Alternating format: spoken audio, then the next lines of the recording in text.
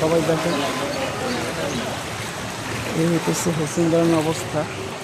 আমার পা অর্ধেক পা রাস্তার ভিতরে ডুইবা আছে। সবাই ড্রেন পচা মেন পচা পানির মধ্যে হাঁটতেছি।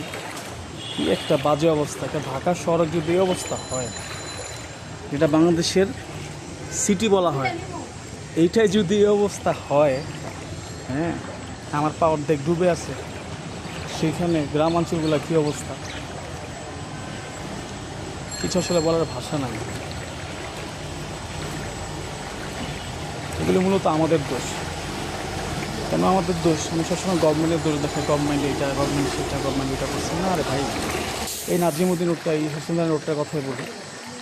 এই রোডটা এত চিপা এবং ছোট, ড্রেনের পাইপগুলো, রাস্তাগুলো আছে এখানে। এই এলাকার বাসিন্দাগুলো ম্যাক্সিমাম কী করে আমি গিয়ে দেখছি, ছোট ছোট হচ্ছে ময়লার ব্যাগগুলো ফেলে দেয় ড্রেনের ভিতরে, ফেলে রাস্তাগুলো, ড্রেনগুলো জ্যাম করে ফেলে।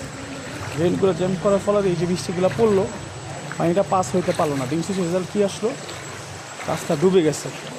এবং আমি অর্ধেক পাত দিয়ে রাস্তায় হাঁটতেছি, হ্যাঁ, এই দেখি পিচকলা ভাইটা আমি হেঁটে যাচ্ছি।